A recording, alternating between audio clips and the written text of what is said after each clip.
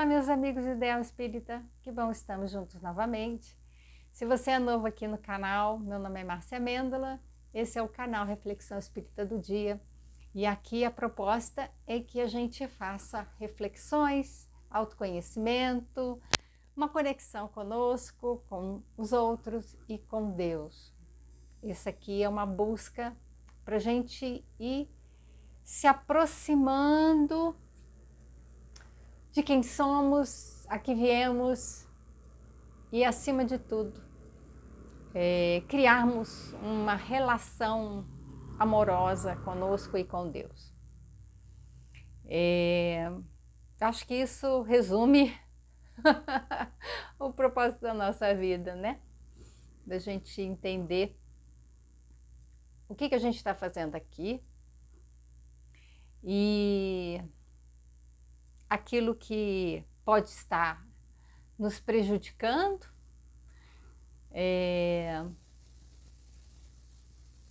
que a gente alcance, né? Prejudicando. Por que eu estou falando isso? Porque hoje nós vamos falar do medo. A gente já deixou isso meio que engatilhado no outro vídeo, quando eu trouxe aqui uma oração para curar seus medos e entendendo que o medo ele faz parte da nossa vida. Todos nós sentimos. Eu fiz a pergunta, né? Quem nunca sentiu medo? Quem não sente medo tem algum distúrbio, então é bom verificar. O sistema de alarme está com defeito. Então, o medo ele tem uma função muito importante, porque nós estamos aqui e desde que nascemos, nós temos pelo menos duas necessidades, né? Que o nosso corpo ele vai funcionar para sustentar a vida. Então, começa com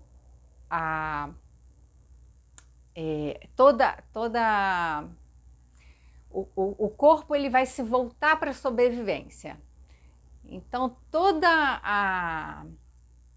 o comportamento, toda a reação do bebezinho é para mostrar que ele precisa se manter vivo. Então, se está com frio, se está com fome, se está com sono, se está com dor, ele vai manifestar, ou calor também, excesso, né? Febre, ele vai manifestar esse desconforto através do choro. Por que o choro? Se você parar para pensar, a primeira coisa que a gente faz quando está com medo, quando leva um susto, quando está com dor, quando a gente vai acionar um mecanismo que é o grito, o choro. Por que a gente grita? Por que a gente chora? Então vem lá uma cobra, vem um leão te atacar.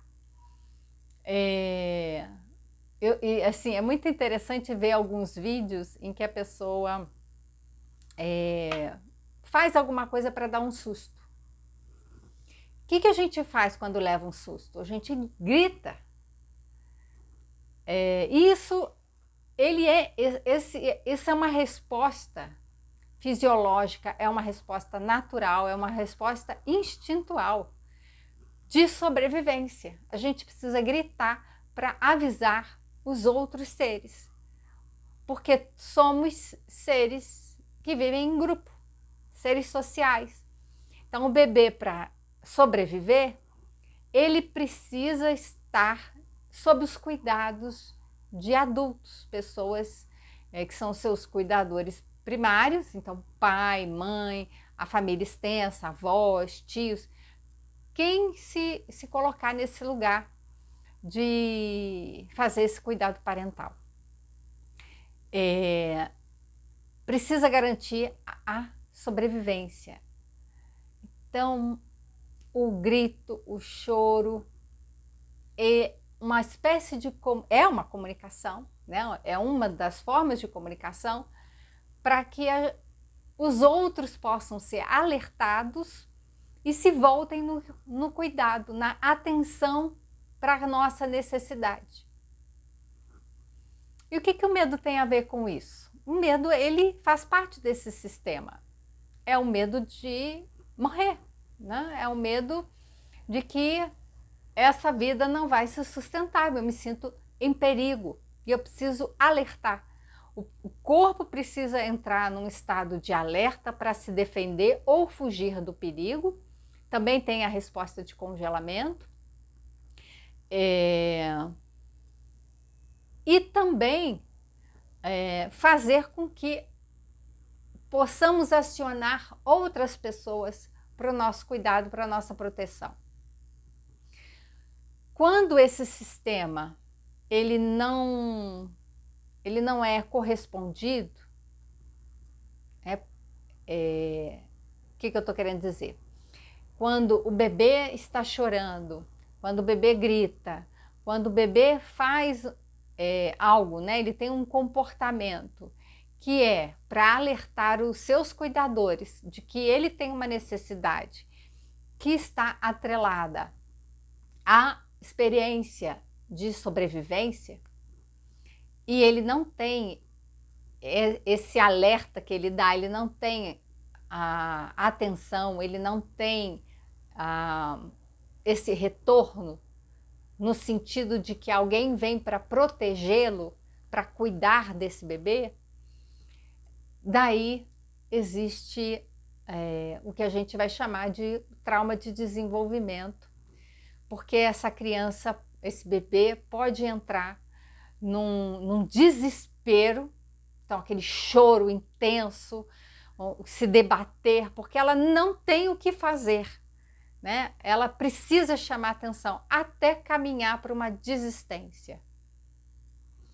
Essa criança pode desenvolver um terror, né? Um pânico para algumas coisas. Ela pode desenvolver comportamentos de indiferença, desistência, esse é o congelamento. Então, existem respostas possíveis diante de algumas situações que são entendidas como perigosas.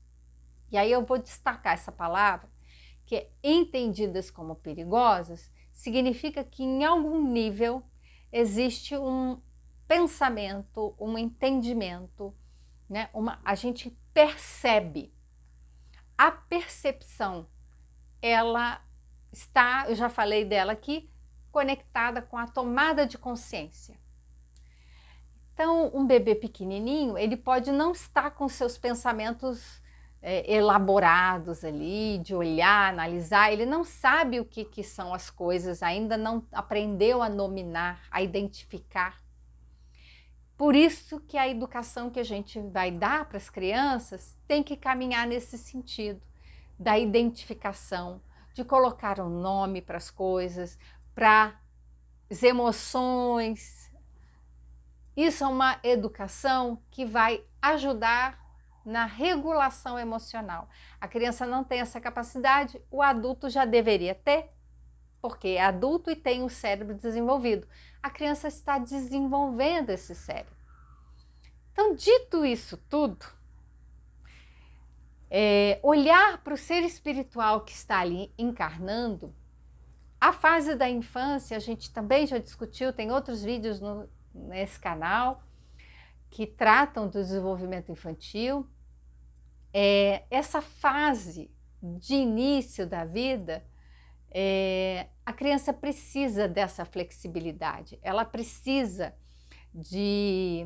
do seu cérebro desenvolvendo para que ela possa receber a educação, receber informações, ela possa assimilar isso tudo. Então, os 3 primeiros anos de vida, a criança assimila tudo que está à sua volta.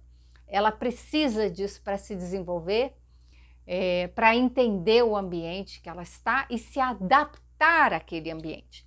Então, o pensamento ali, ele não é nesse nível de elaboração que a gente tem aqui quando fala, né? Eu estou falando, eu estou analisando, eu estudei. Então, tem aqui toda uma manifestação, né? Uma expressão do meu pensamento.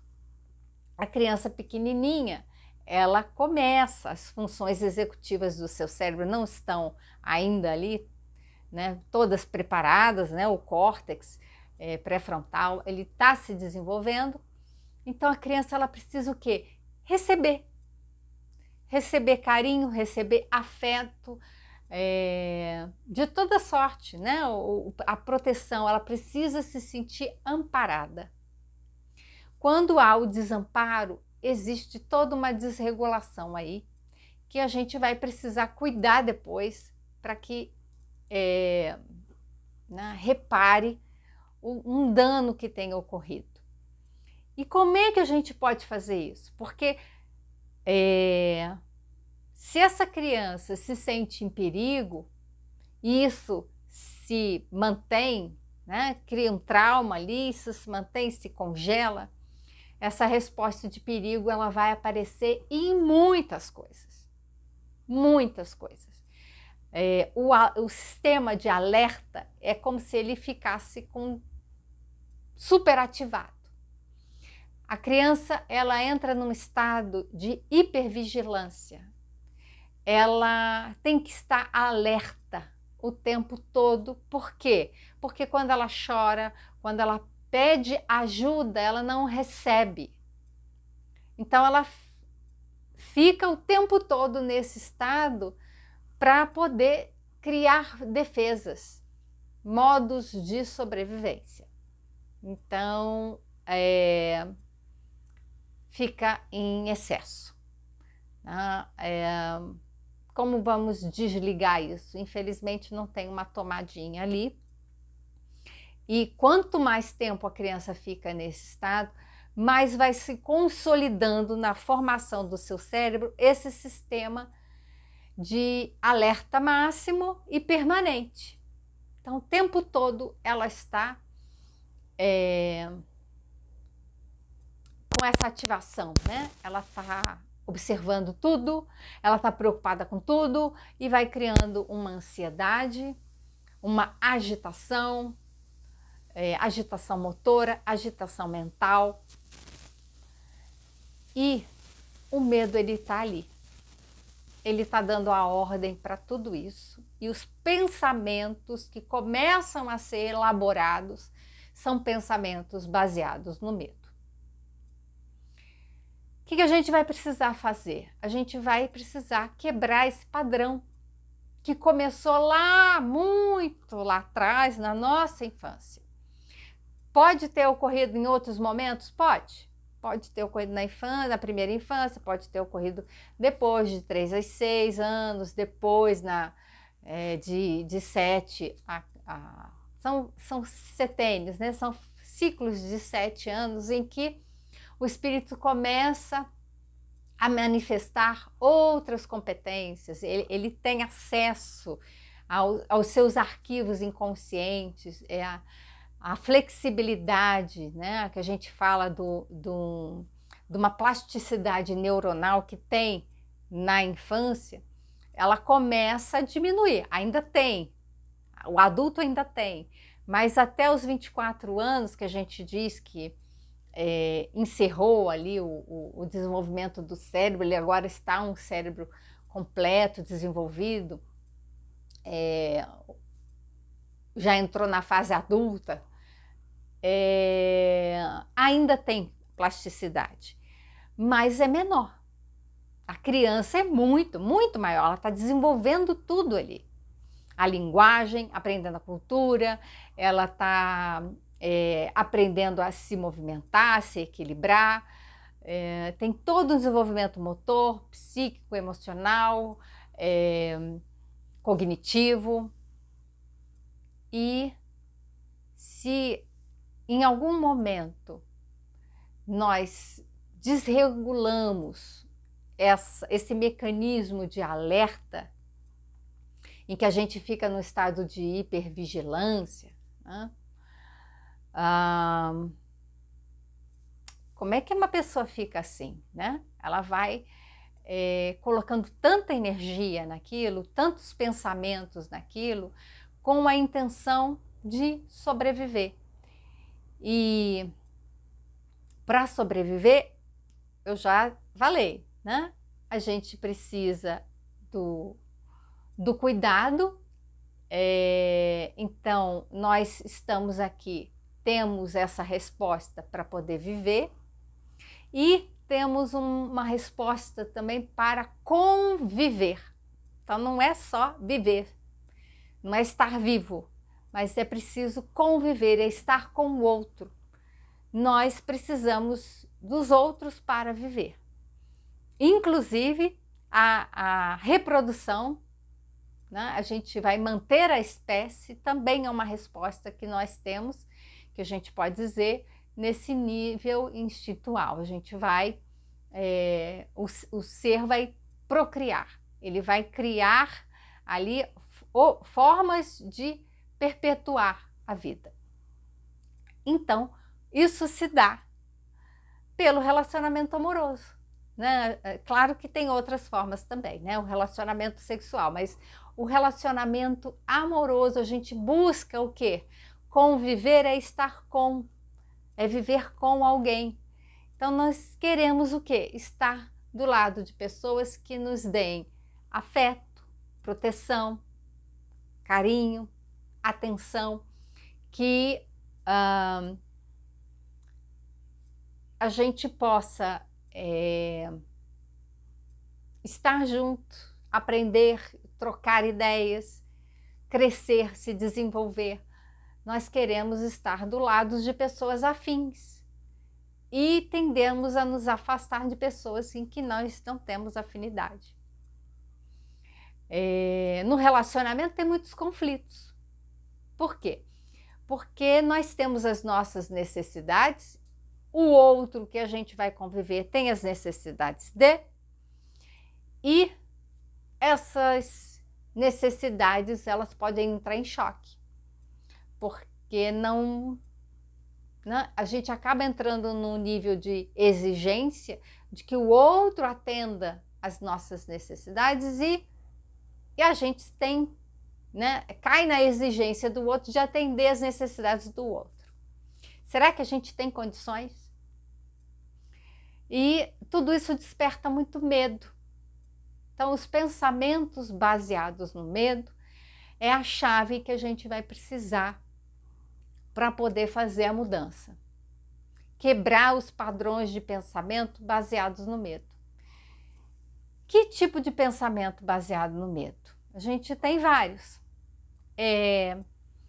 Pensamento em que a gente se coloca como inferior ao outro. Pensamento em que a gente tem que agradar o outro. Veja que é na relação com o outro. Então, eu posso pensar que se eu não fizer aquilo que o outro quer, o outro vai me abandonar, o outro não vai me amar. E eu preciso me sentir amada, porque é isso que vai garantir a minha sobrevivência. Quando o outro me ama, o outro se importa comigo, ele cuida de mim, então as minhas chances de sobreviver são maiores. O que ocorre é que a gente vai manter esse tipo de padrão ao longo da vida toda, se a gente não identificar, não tomar consciência. Então, a primeira coisa que a gente tem que fazer ela sugere fazer uma oração. Senhor, então me conecto com o ser maior, o ser que é a inteligência suprema, que ele é amor, justiça, bondade, ele me conhece, ele sabe o que eu preciso e ele tem todo o poder, onipotente, onipresente, onisciente, então ele sabe de tudo, ele pode tudo e ele está presente. Ele está aqui agora. Deus me conhece e ele me vê e ele sabe do que eu preciso. Então eu me conecto a ele e como ele tudo pode, eu peço para ele a cura dos pensamentos baseados no medo. Então, nesse momento em que eu tenho um pensamento, então me vem um pensamento assim, caramba, se eu não fizer isso daqui, fulano vai ficar chateado comigo, ele vai brigar comigo, ele vai se separar, ele vai embora, ele vai me deixar, e eu vou ficar sozinha, eu vou ficar abandonada, eu vou morrer.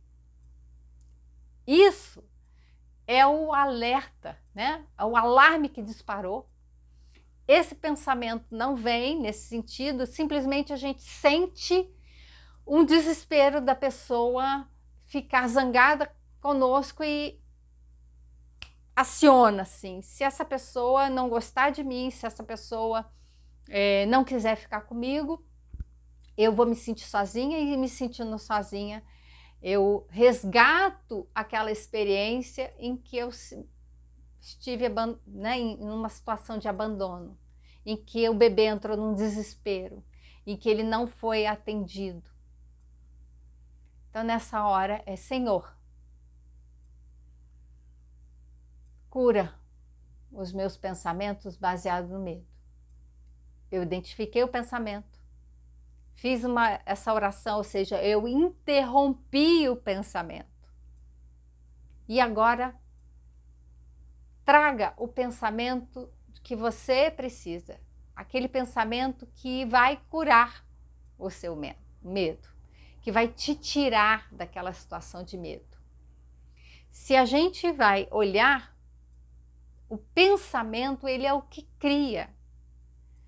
O pensamento que eu tenho é um pensamento de que algo terrível vai acontecer. E se algo terrível vai acontecer e ameaça a minha vida, libera o medo, é o alarme e ativa o medo. Então, esse pensamento, ele está criando a minha realidade. Por que eu preciso, então, fazer uma oração para curar o pensamento? É porque esse pensamento cria a realidade. Se eu quero viver outra realidade, eu preciso mudar o pensamento para poder sentir segurança, para poder me amar, para poder viver uma relação de paz comigo mesma e com os outros, em que eu saio da exigência que o outro tem que me salvar, do que o outro tem que cuidar de mim, do que o outro tem que me amar. Eu consigo sair desse padrão de exigência do outro porque eu já consegui. Agora, é um processo que a gente precisa insistir e insistir todas as vezes em que vier o pensamento baseado no medo. Nós precisamos mudar esse pensamento. Esse pensamento cria, esse pensamento atrai aquilo que eu não quero, porque eu estou com medo, ele vai atrair mais elementos que estimulam o medo. Pensamento baseado no medo não traz coisas boas, são pensamentos catastróficos. Alguma coisa terrível vai acontecer comigo. Então, quando a gente trabalha depressão e ansiedade, a primeira coisa que a gente faz é identificar os pensamentos catastróficos para poder agir neles. Não é ficar lembrando passado. Se a gente fica lembrando passado com esses pensamentos catastróficos ainda ativos na nossa mente, nós vamos lembrar do passado e vamos ativar os pensamentos baseados no medo. Nós vamos sentir medo, vamos acionar isso tudo. E não é isso que a gente quer. A gente quer lembrar já fortalecido, capaz de ter pensamentos baseados na segurança, no amor, no bem. E quem vai fornecer isso, se não essa conexão com a divindade, com o que é o amor sublime, o amor pleno, com a inteligência que é amorosa. Já falei isso várias vezes, uma inteligência amorosa, né? Um amor inteligente. É essa relação que a gente precisa estabelecer com Deus. Por isso a gente precisa entender Deus. A gente precisa se aproximar de Deus, dessa inteligência amorosa, e ter uma relação amorosa com ela, uma relação pacífica, para que a gente possa se entregar a esse cuidado. Se entregar, porque até então a gente está num alarme ativado para defesa, luta e fuga. Então eu estou brigando com Deus. Deus, me cura! Estou brigando com Ele, estou mandando. É uma relação de confiança, de entregar-se para Deus e dizer: Deus, olha só, Eu não consigo me curar porque eu estou com esse sistema já ativado. Então me cura, entrega para Deus, me cura. E Deus cura e a gente vai fazer o quê? Vai interromper o pensamento e vai trazer o pensamento que vai curar. Qual o pensamento que vai curar? Eu estou segura. Eu estou amparada. Lembra que eu falei que é aquele mantra? Eu estou amparada. Eu importo. Eu tenho valor. Se abraça, se toca. Manda mensagem para o teu corpo de que está tudo bem, você está em segurança. Ó, segura, segurança, segura. Se envolva. Às vezes me vem a imagem do embrião, assim, aquele feto todo, criancinha tá no útero, tá toda, né, curvadinha ali, tá. Às vezes a gente precisa entrar nessa posição fetal para se sentir ali acolhido, envolvido, protegido. O útero materno é um lugar em que a gente deveria se sentir protegido, nem sempre, né? Mas deveria ser um lugar. Então a gente pode voltar para essa postura e se acolher. Eu vou gravar o próximo vídeo. Esse aqui ficou com muito conteúdo para a gente fazer esse acolhimento físico, voltando para essa postura, né, de estarmos ali na barriga da mãe, envolvidos nessa proteção,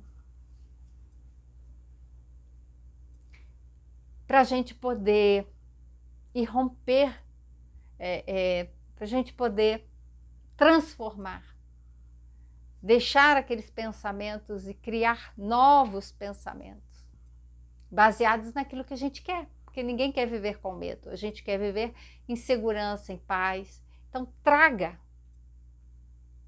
Olha, eu estou num relacionamento amoroso em que essa pessoa que está comigo, ela gosta de mim do jeito dela, não é do meu jeito. Se a gente ficar no padrão de exigência de que o outro tem que gostar de mim do jeito que eu quero, a gente está desconsiderando o outro. A gente está fazendo com que o outro perca, né, a sua identidade. Então, o outro não está a nosso serviço, ele está conosco. Então, a gente precisa tecer esse encontro de convivência, em que eu posso ser quem eu sou, você pode ser quem você é, e a gente estar juntos, respeitando um outro, trocando experiências, trocando conhecimento, mas enriquecendo a vida um do outro, e não que o outro tenha que nos servir. Isso foi o bebê que precisava ser servido, porque ele vivia num estado de total dependência. Então, se isso está ocorrendo, é porque a gente ainda ficou lá com aquela necessidade que não foi atendida. Então, a gente vai precisar se dar isso agora. E essa experiência a gente pode ter com Deus. Então, bora fazer outro vídeo para fazer uma visualização desse encontro com Deus nos acolhendo e transformando os nossos pensamentos baseados no medo para serem pensamentos baseados no amor. Tenham todos um lindo dia e a gente se vê nesse próximo vídeo.